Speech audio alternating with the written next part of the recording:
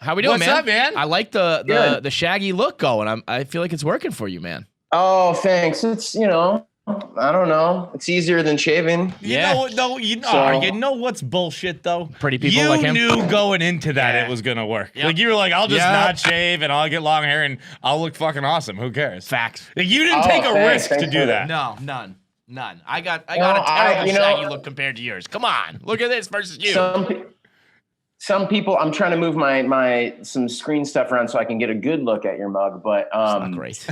Some people would disagree with you. You know, I have what's called a neck beard. Yeah, I got that too. Where I get a lot there. I got that Taliban going, and then up here, nothing. Yeah. I could never connect this.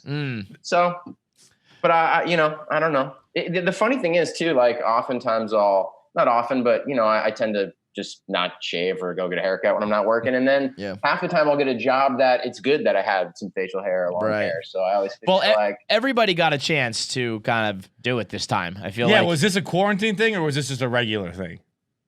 No, this is kind of quarantine. This is just like I'll keep going till election or a job or something. You're just open-ended right now. You got big plans election night? Yeah. You're gonna be sitting there. The election was a good drop dead date. Like the election, I got to shave to go. A lot of people are using that as the benchmark for some fucking reason.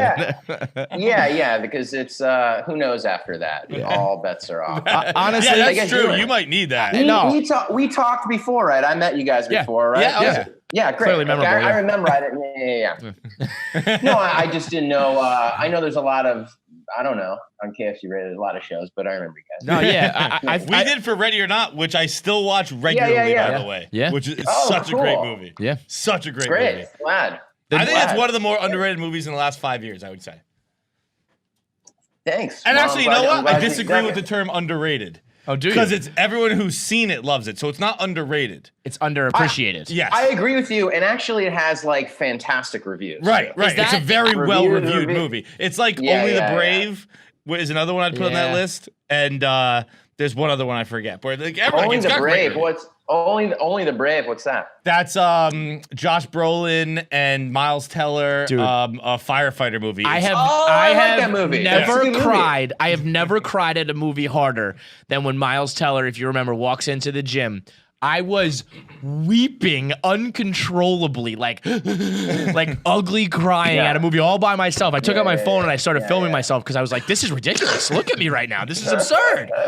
But I would imagine as an actor, a movie like that or any project that everyone who sees it likes it, but it's just a matter of getting it to the masses has got to be one of the more frustrating things. Like if people don't like a movie, I don't know, whatever, it didn't work out. But when it's like this is great, but only a few of you have seen it, that's got to drive you crazy. Catching on, yeah, it's true. And then of course, on the flip side, I'll see a bunch that really catch on. And I'm like, that kind of sucks. But okay. Right. Happy for everyone involved in business, and it's but you never know totally what's going to catch. Although I always have a pretty good idea of the quality of what I'm going into. I've been a little surprised, 20% this way, 30% that way. But basically, I've never thought like, oh, this movie sucks, it's great, or vice versa. Right. So do you have a movie?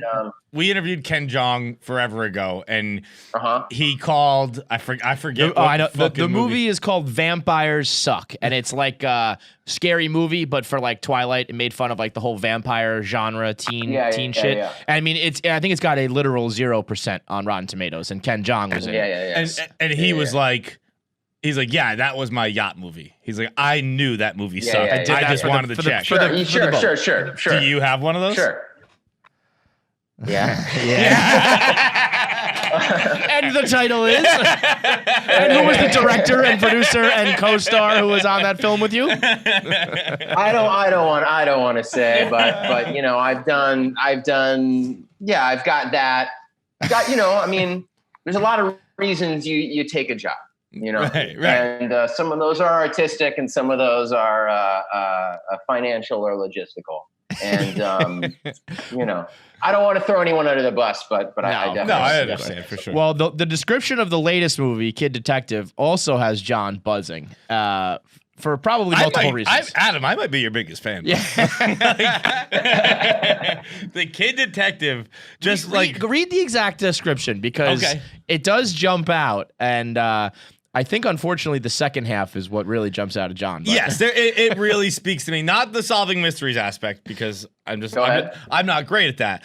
A once celebrated kid detective, now 31, continues to solve the same mysteries between hangovers and bouts of self-pity. Well, A and B right there. That. The hangovers and bouts of self-pity is really where he's like, yeah, this one talk. You're speaking my language here.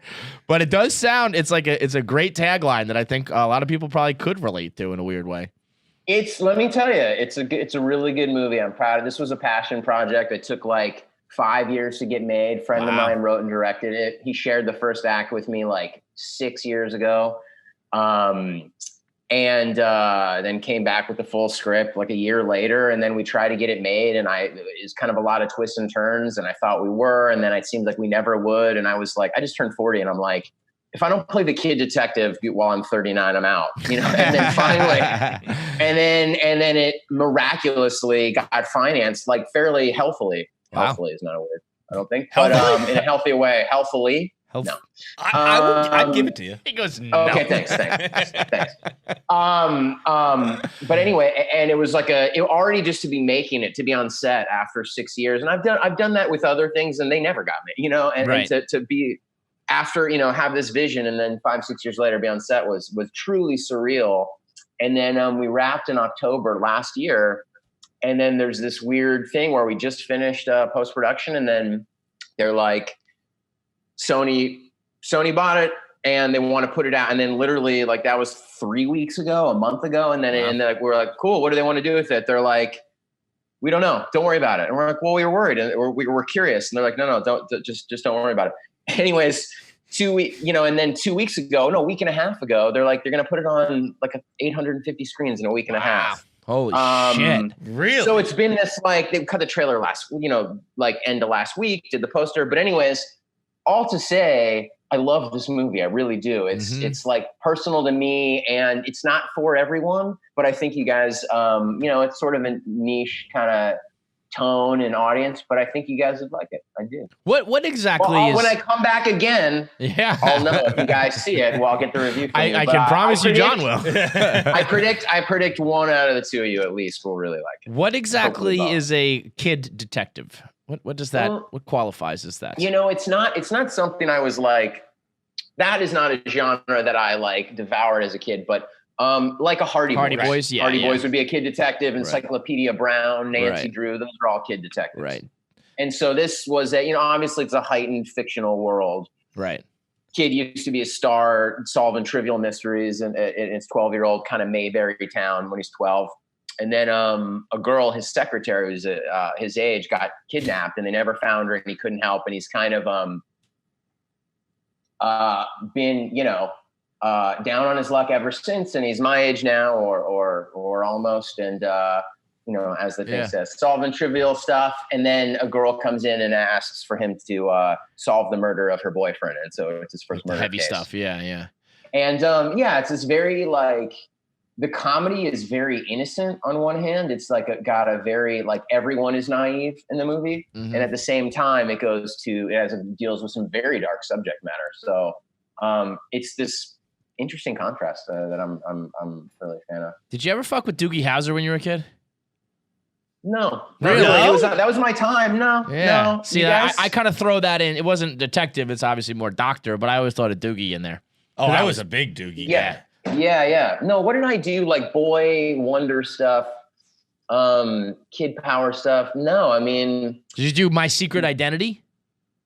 No, I don't even know what that is. Jerry O'Connell. He was like a teenager who has superpowers, and which is that was the coolest shit. I've never even heard of that shit. Yeah, that's some old school shit. Really? That was probably a little before my time, but I remember catching the tail end of it. But yeah, there's something about that whole idea of like a little 21 Jump Street-ish or whatever, where you're kids kind of in a scene that you shouldn't be in or whatever.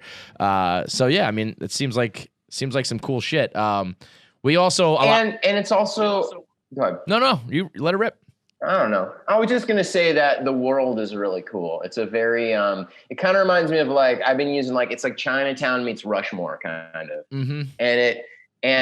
for an indie for a lower budget movie to kind of transport you to another kind of very fictional. I mean, relatable, of course, but completely other atmosphere is I don't know. Well, I think that the world can use that now. I don't know. He just built a town. Yeah, anybody who can like take me away from this one and bring me pretty much anywhere else. Like, what's behind door number 2? I don't know, but it's probably going to be better.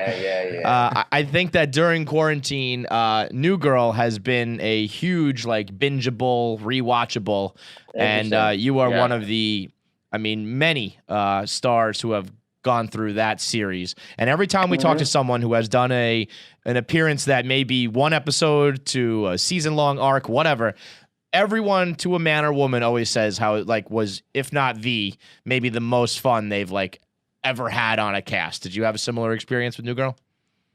I had fun. I mean, I primarily worked with Zoe, and she was very, very nice to me. And so, yeah, I mean, you actually right now your appearance is very much your character. That's true. Yeah, no, I mean, they're very nice. You know, but I don't know. I'm still surprised. I know that, I don't know what I'm allowed to give up, but I know that was, I've heard, not even in mine, but I've heard that was they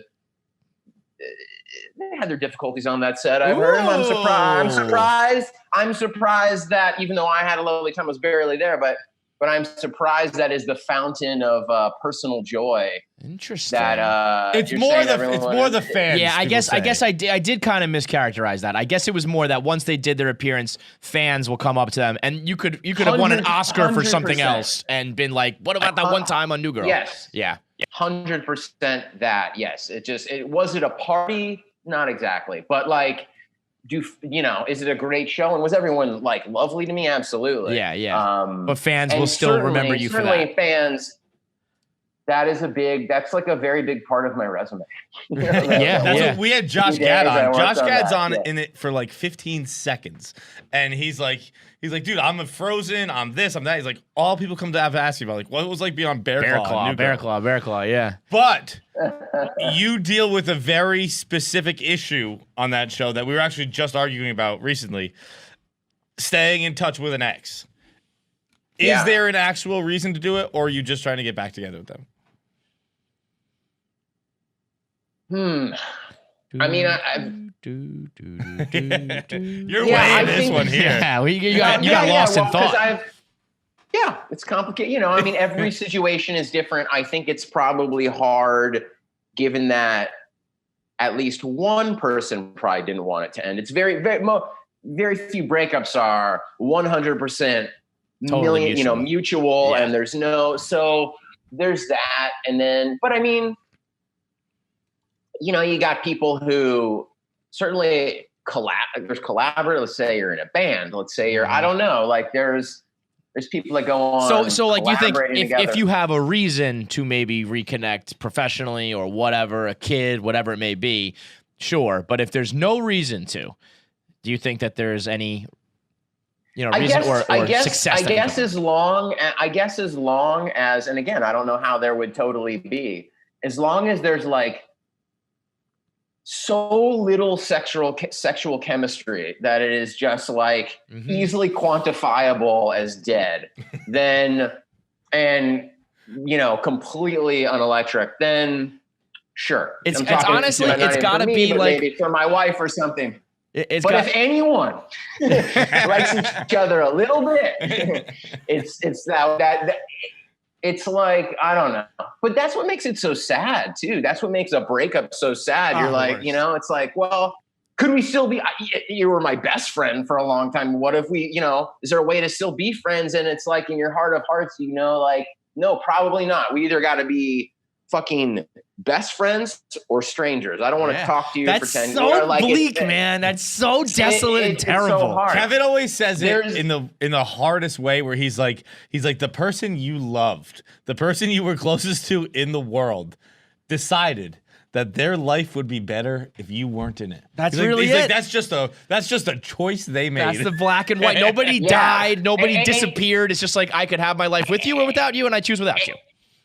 And everyone who writes a movie about that moment in their life always, or like everyone who like authors that moment of them getting, I don't know. It's like I've seen a lot of, in so many movies, when the lead is nursing a breakup, it's like the truth they get to is, I never loved them anyway. Mhm. I was chasing an ideal. Yeah, when it's yeah. like, maybe you did 90% of the time, and it just, you know, they didn't like your breath, or I don't know, you know, but like, I don't mean that as arbitrary, but I just mean like, no, it wasn't enough for them. They didn't, but That's tough. for you, it kind of maybe was. You had and this that's a one brutal pill to annoying swallow, too. habit. Yeah, I ruined don't. everything else.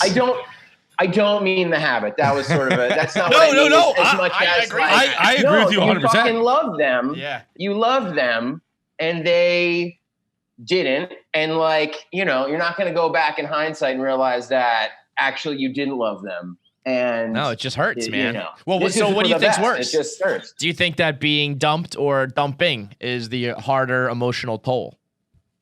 Because I think traditionally it's the person getting dumped, but I think there's a lot of weight to Yeah. being like, I don't want to hurt you, but I cannot have you in my Yeah. life anymore. Yeah. You know, I would say, I think this is so obviously this is anecdotal. Mhm, mhm. But for me, on one hand, I think breaking up is harder, actually. Yeah. To the executioner. You know what I Right, mean? Like yeah. it's actually harder in the moment. Right. But I think even if your heart's over getting dumped, your ego might never get over getting dumped. yeah.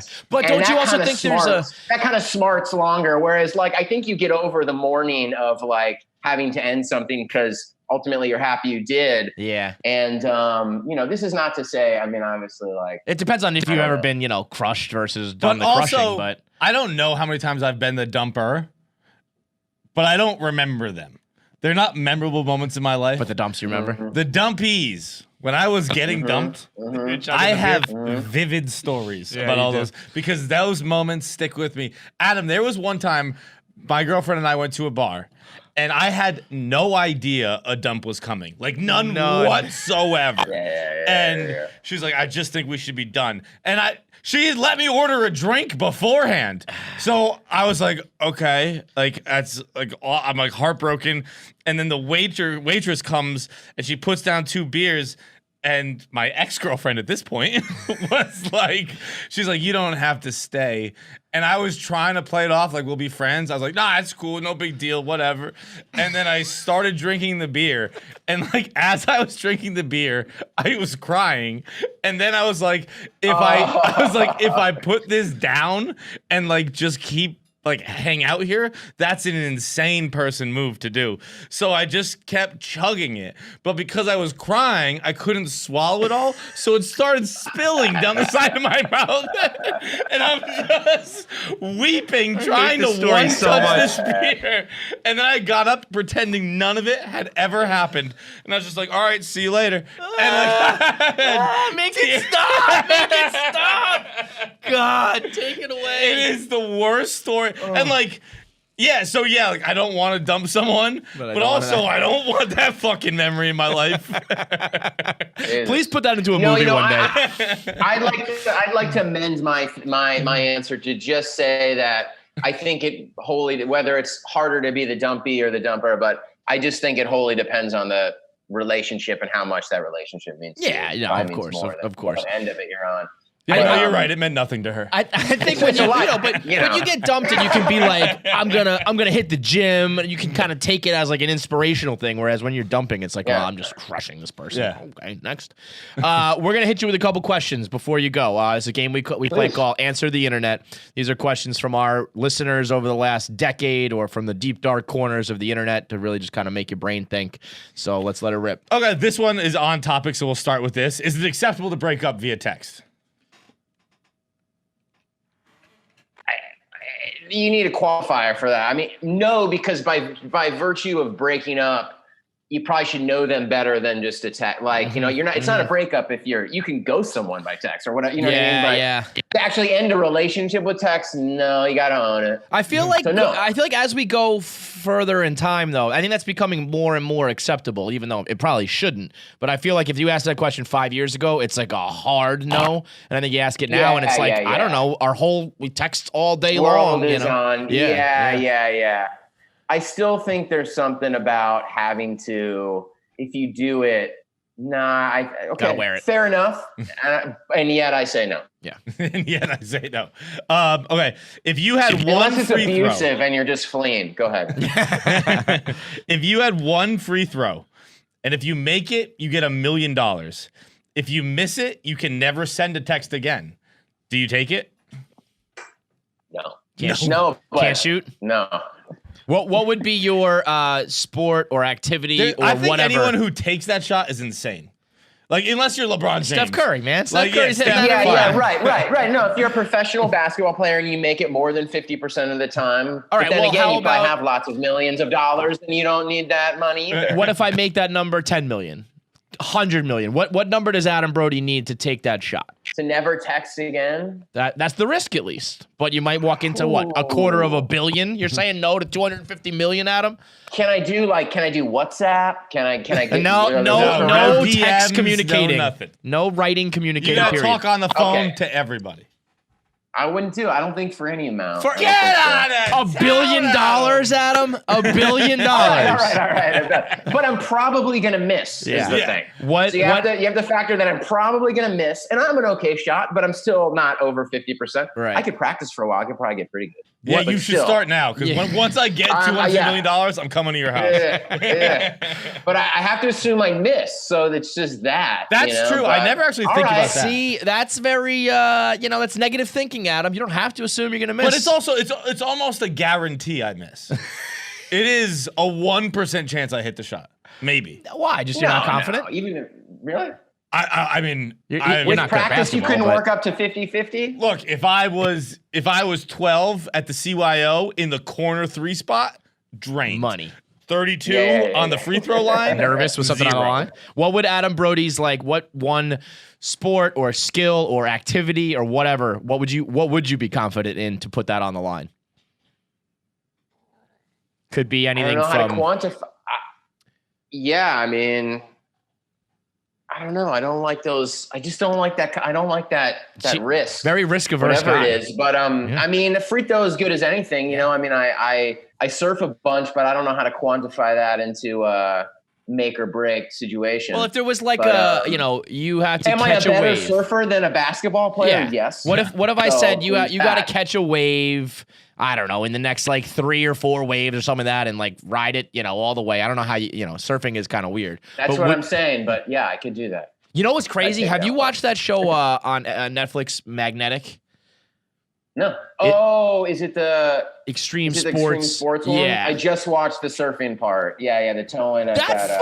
Those waves are insane. And I thought that usually you have to wait for Point Break, the 50-year storm. Those waves are almost always there. It's insane. And there's a new spot, that spot in Portugal. I think it's in Portugal. Is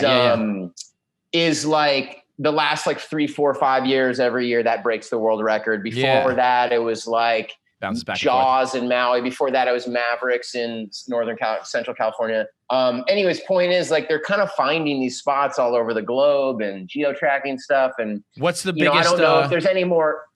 Have you ever ridden a wave of even close to that magnitude? No, that's crazy. I'm not right? even remote. That's a different sport. Yeah, you know what insane. I mean. That's a sport of that's free solo, rock climbing stuff. Yeah.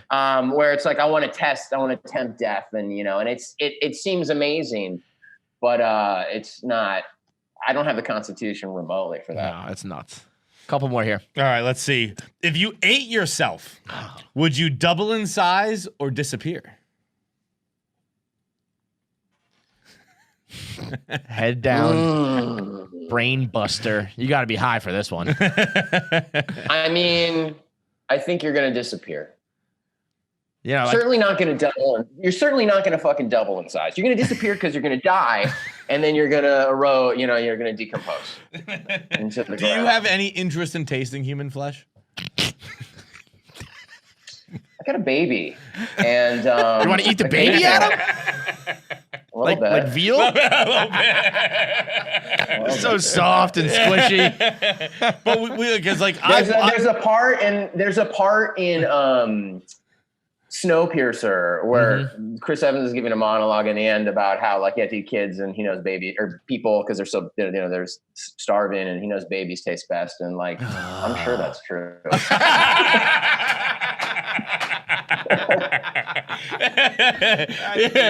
the way, did you know Chris Evans is covered in tattoos? I did not. No, he posted on his Instagram story the other day. He's doing a backflip into his pool. Chest tattoos everywhere. Of course. Okay, Adam, if you had to get a lip tattoo, what would it say? Oh my gosh, lip tattoo. Just I guess, just like vote Democrat. You would if I were you, I would go something OC related on that one because it's already such a ridiculous thing anyway. If you were just like, bam, it says like Seth Cullen or whatever your name was. That'd be yeah, perfect. I guess it would just be like my name and social security. So if somebody could find me, or like medical information, blood type, etc. All right, let's see. Our last one here. We'll go. Okay, wait. We got two more. One, what is the perfect amount of time for sex? Just length of time. Yes, correct. Oh, the joy. They all have their place. It's true. Is what I would say. Yeah, I certainly don't think there's a whatever. No, but here it's like cereal. Like there's a bunch of different cereals that I like, but I got my favorite, Right.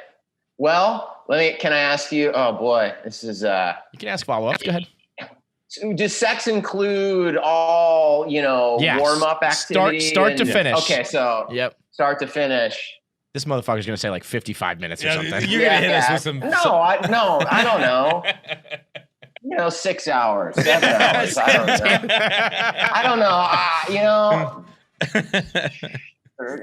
I hesitate to say only because I know I'm going to see it in a fucking article. That's why we ask it. Online. That's why we ask these questions. But Answer it. I'd say I'm not really interested in in seeing too far over an hour what that's like. So, hour? I was gonna say 13 minutes. An hour? I'm saying I'm not interested in seeing anywhere past that. Yeah. So like 30 minutes? I mean, I'm interested in seeing it like I'm interested in seeing the afterlife. I got no shot. Yeah. That's like surfing those 90-foot waves. No, I don't have the Constitution. No. Likewise. Listen, I'm trying to. I don't know. All right, one more. What do we got? I don't know. Last one. Perfect time. I don't know. 20-30. All right, I like that. 20 minutes, 30 seconds. 25 minutes. 25 minutes. Done. Write it down. A little 25. long for me, but I get it. It's a fair answer. Last one. Do you say God bless you after every sneeze?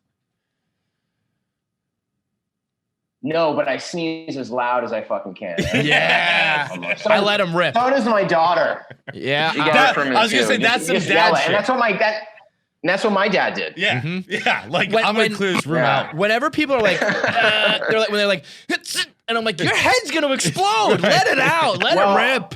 I do this thing. I do try and catch it. I have some allergies, and so I sneeze, more than average.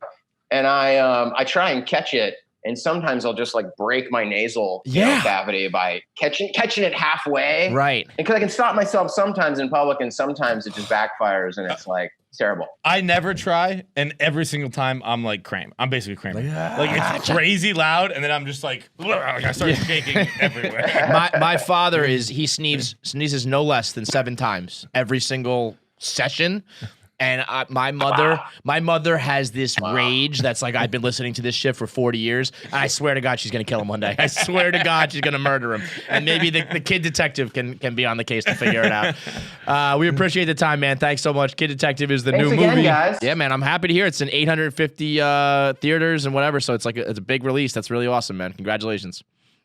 Appreciate it. Have a good one. We'll talk to you next time. Fun. See ya.